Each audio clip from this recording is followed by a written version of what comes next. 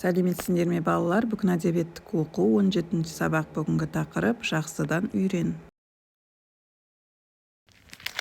Бірінші тапсырма: берілген тірек сөздердің кімге қатысты айтылғанын тап. Осы қатарды тағы қандай сөздермен толықтырар едің?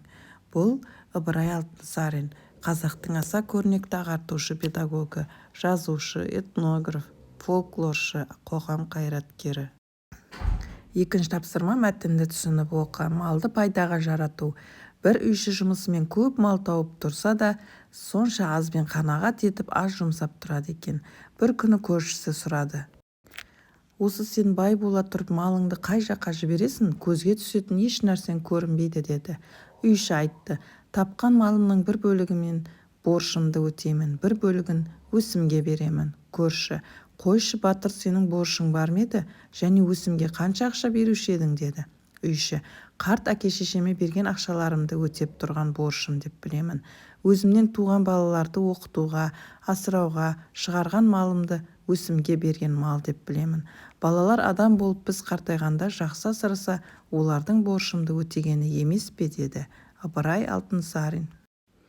Үшінші тапсырма: үйшінің бай екенін кімнің сөзінен аңғардыңдар?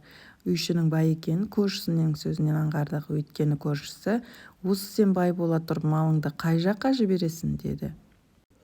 Келесі төртінші тапсырма: ол тапқан малын қайда жұмсайды екен? Төмендегі сызбаны пайдаланып жауап бер, дейді. Ол табысының бір бөлігін ата-анасының борышын өтеуге, екінші бөлігін балаларының болашағын өсімге жұмсайды екен. Бесінші тапсырма: сөздердің арасына байланыс сызықтарын жүргіз. Борыш дегеніміз парыз, міндет. Өсім дегеніміз пайыз, көбею деген мағынаны береді екен балалар. Алтыншы тапсырма: мәтіндегі оқиғаға сенің көзқарасың қандай? Ата-ананың алдындағы борыш дегенді қалай түсінесің, дейді балалар.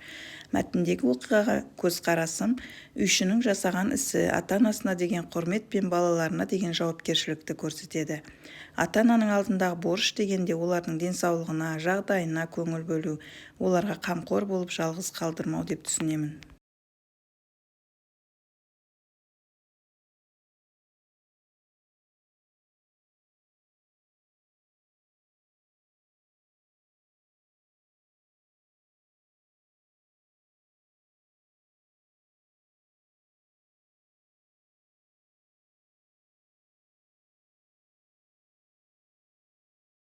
Жетінші тапсырма: сызбаны пайдаланып мәтіндегі тірек сөздерді ата. Осы сөздердің ішінде ең бастысы қайсысы деп ойлайсың? Түсіндір.